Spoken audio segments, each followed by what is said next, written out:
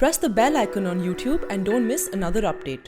I'm with Kevin Rudd, former Prime Minister of Australia, the head of the Asia Society Policy Institute and the chair of the Global Partnership of Sanitation and Water. Mr. Rudd, welcome to The Print. It's good to be on The Print. Thank you. So my first question to you is what brings you to Delhi? Well, Prime Minister Modi is having a global conference on India's achievement on sanitation. Mm-hmm. And I happen to be the global chair of Sanitation Water for All, which is a UN-affiliated body.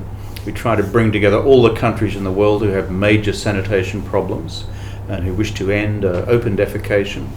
So I'm here to help celebrate India's achievements, Right. but also encourage the other countries who need to do more. Mm-hmm. So let me then turn to your other expertise, which is on China. Yeah. And Xi Jinping, the General Secretary, the President, the head of the Military Commission. What do you make of him? And head of most other things. And head of... You have called him the chairman of everything. No, I haven't. Others have. In your speech in February 2018, there was a speech where you called him the chairman of everything. Yeah, maybe you're right. I give a lot of speeches on right. Xi Jinping, mm-hmm. and I bow to your view that you're always right. Not always, sometimes. Okay, so what do you make on of Xi him? Jinping? Xi Jinping is a strong leader. He has a clear vision for where he wants to take the country. Domestically, he calls that the China Dream, which is by 2021 to raise China's living standards to middle income status. And then by 2049, when China celebrates its centenary, the founding of the People's Republic, for China to have reached advanced economy status and to be the major global power. That's where Xi Jinping is trying to take the country.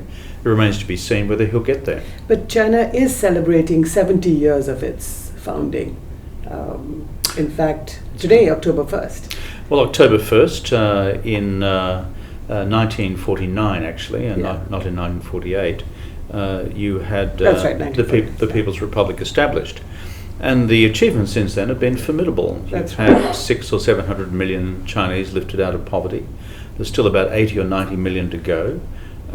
So they still have domestic challenges, but we're also seeing the impact of China's economic presence and its security policy presence elsewhere in the region and the world. Right. So if someone were to say to you that the PLA was sort of undertaking an expedition on its own, within inverted commas, would you believe them? Well, this is the Doklam question in disguise. Absolutely. And so I could sense that one coming at 100 paces. That's why you've been Prime Minister of Australia. No. But the bottom line is I find it not believable. My judgment is on significant military operations by the PLA, whether it's in the South China Sea or on the Indian-Chinese border or elsewhere, these things occur under direction of the Central Military Commission, of which Xi Jinping is chair. So why would Xi Jinping undertake an expedition in Doklam, right next to India? Under the particular circumstances which pertained in Doklam at the time, I can't answer your question. Okay. I don't have an easy answer to that. And if I tried to give you one, I would be making it up. Mm-hmm. So I'd rather simply say, don't know. But what I do know from the Chinese system is that these things do not happen randomly. Right. So, as a student of Chinese politics and society and that country, how would you analyze it? Well, China, in its foreign policy at present, has a particular priority attached to its relationship with its 14 bordering states. Mm-hmm. China has 14 land borders, the largest number in the world except for Russia, which also has 14. Right. You have a big one. Mm-hmm. It's called India.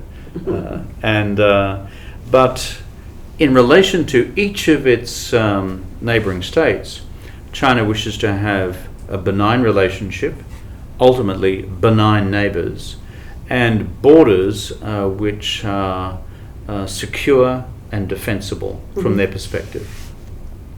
And so that becomes a central organizing principle, which is a major matter in the framework of Chinese Politburo priorities. So whether it's Vietnam or whether it's the Mongolians or whether it's Kazakhstan or whether it's you folks or those with whom China shares maritime boundaries in the South China Sea, depending on where those boundaries happen to be, there frankly have been quite a number of frictions. You are just a large part of that equation. So when somebody sort of, the Western command, Eastern command for China perhaps, moves into the disputed plateau at Doklam, why would they do something like that? That I can't speculate on. I'm not an expert on the Sino-Indian border. Yeah, sure. But what I do know is that these matters occupy a central priority within the Chinese government. If I was to give you a hierarchy of China's needs, as seen from the worldview of Xi Jinping, it's a bit like this. Number one, stay in power. Okay. Number two, ensure that the territorial integrity of the Chinese state, as they define it, is maintained. And the reason for that is it's so much part of the domestic legitimacy of the leader of the Communist Party. Right. And thirdly, keep the economy running, growing living standards and bringing more people out of poverty. And four, with neighbouring states, all of them, ensure that you have secure boundaries and hopefully, as I said, benign neighbours. There are several other priorities as well. But benign neighbours... But that's where it fits in the order of priority. But I'm just wondering, if you do need a benign neighbourhood to grow and to prosper inside, but this was not a friendly act, was it? Well, it depends on your definition of benign. Benign can be naturally friendly, or a country which would be inclined to be naturally accommodating to Beijing. So what particular approach applies to China's strategy on this border, I cannot answer you. But as a student of China, would you say that it was a misstep, a gamble gone wrong? Well, anyone who initiates military activity on the border, in my judgment, on any disputed border, is inviting trouble. So that's my general principle. And frankly, the world and the region has enough troubles right now. Okay, let me ask you a different question. The Dalai Lama, who lives in India, is 83 years old now.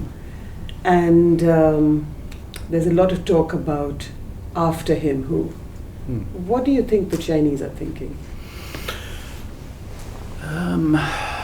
The Chinese have, as you know, enormous political sensitivities about the role of the Dalai.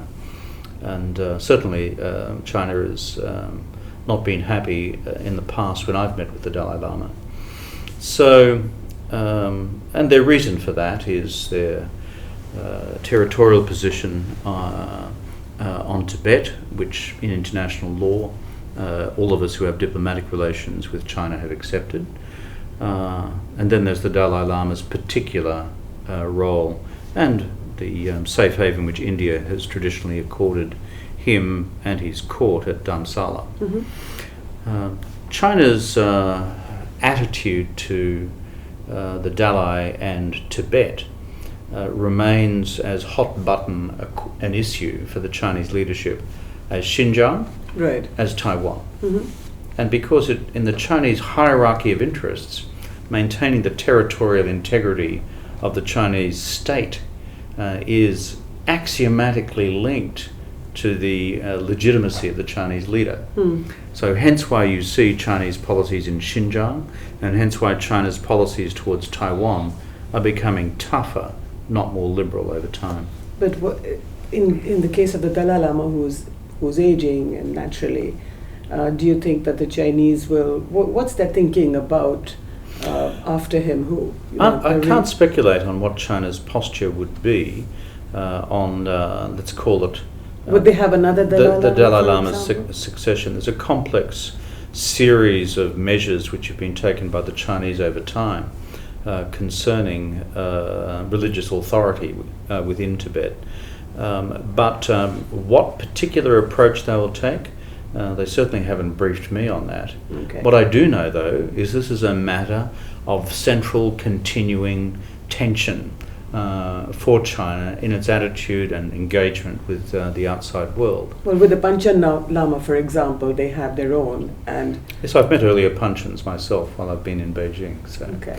And in fact, I've met both the Panchen and the Dalai Lama at various times. Which Panchen Lama? This was the much earlier one in the 1980s, and so And he, in fact, died, I think, in the 1980s. I see, the previous That's true. And so, and I'm conscious of the sensitivities which surround this in three parts of the world: Dharamsala, India, more generally, and of course in China itself. I would hope that we can find some bridge through on all this for the future. It's hard and it's difficult, and I know various second track diplomacies have been attempted in the past and failed. But after a lot of perseverance, I notice also the Roman Catholic Church, through various emissaries, has reached an accommodation with the Chinese state on the future appointment of bishops to the Catholic Church in China. This is not a complete resolution to the tensions between Rome, that is the Vatican, and Beijing, but it does indicate China's capacity to think creatively about these questions as well. So my last question to you, Mr. Rudd, is about China's very close and symbiotic relationship with Pakistan. And do you think... You're really going for the easy ones today, aren't you? My last one, like I said. Just the last one. Do you think this will change, transform Pakistan in ways that we don't know, even India doesn't know as its neighbour? I have to say I'm not an expert on Pakistan. I've been there a number of times. I've been to Islamabad and I've been to other cities within the country. And Australia, we've always had a good relationship with Pakistan, going back to the days of separation and independence, both for India and Pakistan in those difficult and climactic years of 1947-48. China has a close relationship with Pakistan going back a long period of time. The Belt and Road Initiative, of course, has a major focus on Pakistan.